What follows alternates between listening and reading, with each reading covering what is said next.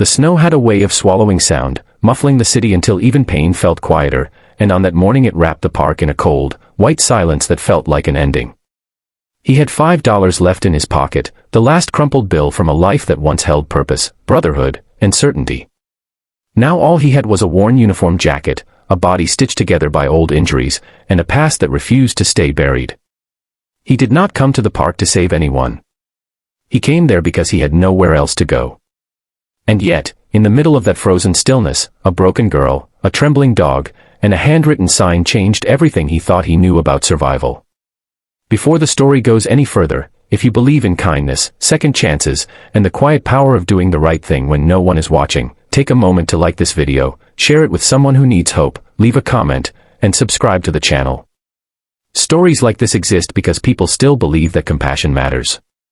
He had once been a Navy SEAL, trained to endure pain, to move through chaos with precision, to make impossible decisions under unbearable pressure.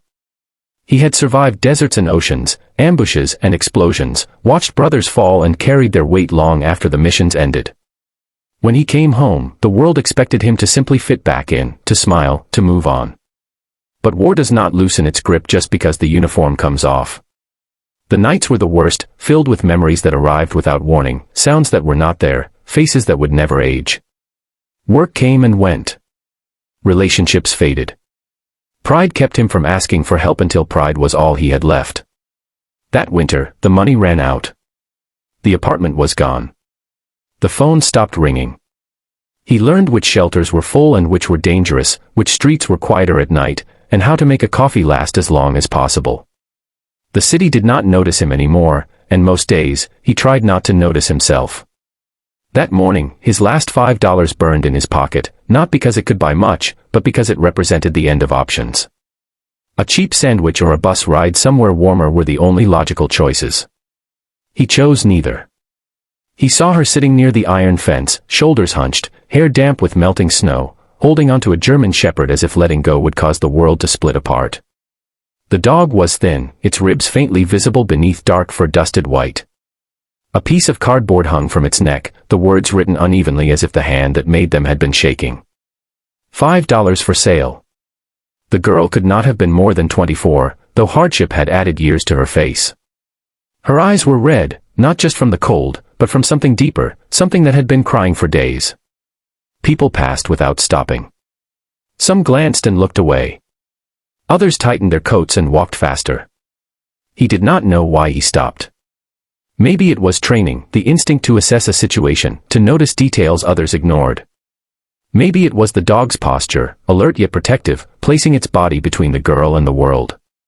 Or maybe it was the look in her eyes, a look he recognized all too well, the look of someone who had reached the end and found nothing waiting. He knelt in the snow, joints protesting, breath visible in the air. Up close, he could see the girl was shaking, not just from cold. Her hands were raw, knuckles red and cracked.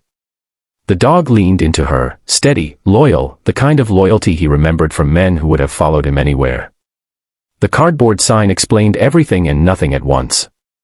$5 was not a price. It was a plea. He did not ask questions. He did not try to fix the world in one moment. He simply reached into his pocket and handed over the bill.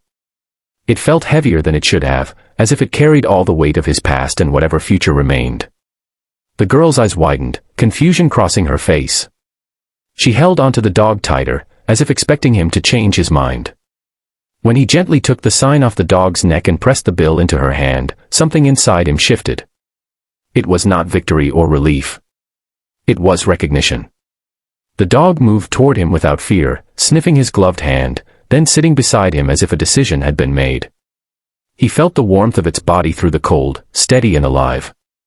The girl watched, tears mixing with snow, her breath coming in short bursts. She looked like someone who had been holding herself together with thread, and now the thread was fraying. He could have walked away then. He had done what the sign asked. But he did not stand up. Instead, he shrugged off his jacket and draped it over the girl's shoulders. The cold bit instantly through his shirt, but he barely noticed. He had felt worse. He always did. What mattered was the way her posture changed, the way she seemed to remember, for a brief second, what warmth felt like. They sat there longer than either expected. Snow continued to fall. The city moved around them, unaware that something fragile and important was happening on a park bench.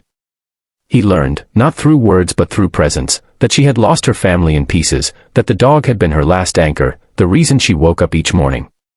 Circumstances had cornered her into an impossible choice. She had believed the dog deserved better than the life she could offer. Letting go was supposed to be an act of love, but it was tearing her apart. He had spent his last $5 on a dog, but what he did next had nothing to do with money. He stayed. When she stood, unsure of where to go, he stood too. When the wind cut harder, he positioned himself to block it. He took her to a soup kitchen he knew, waited outside with the dog while she ate, because she was afraid to leave him alone. He walked her to a shelter that allowed animals, arguing calmly, persistently, until they found a place for the night. In the days that followed, he did not disappear. He checked on her. He shared what little he had, knowledge of the city, of resources most people never learned about until it was too late. He helped her fill out forms, stood beside her in lines that moved painfully slow. The dog, now his dog too, never left his side, as if guarding something precious. For the first time in years, he woke up with purpose that was not about survival alone. Helping her did something unexpected. It forced him to face his own brokenness.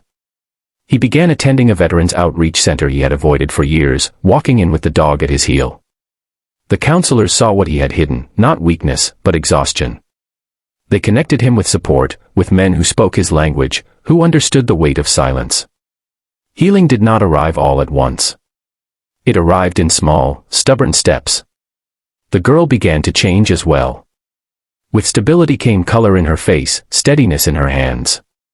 She started volunteering at the shelter that had taken her in, helping others who arrived with the same haunted eyes she once had. The dog grew stronger, its coat shinier, its trust unshakable. The three of them became an unlikely unit, bound not by blood, but by the simple act of not walking away. Winter eventually loosened its grip. Snow melted into slush, then disappeared. Spring brought light back to the park where everything had begun. They returned there one afternoon, not because they had to, but because they wanted to remember. He sat on the same bench, the dog at his feet, the girl beside him, and thought about how close he had come to choosing a sandwich over a life. He thought about how often the smallest decisions carried the greatest consequences.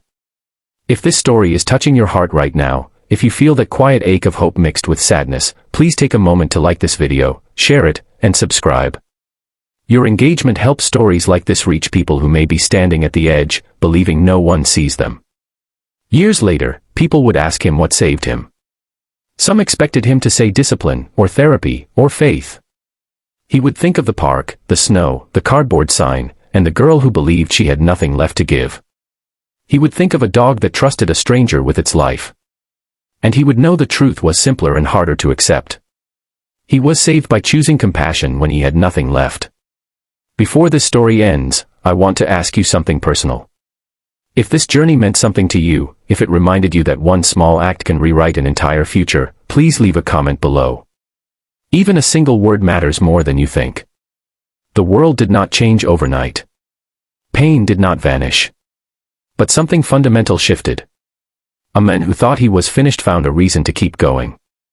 A girl who believed she had failed discovered she was stronger than her circumstances. And a dog, bought for $5, became priceless. In a city full of people rushing past, one moment of kindness created a ripple that refused to fade, proving that sometimes, the last thing you have is exactly enough to change everything.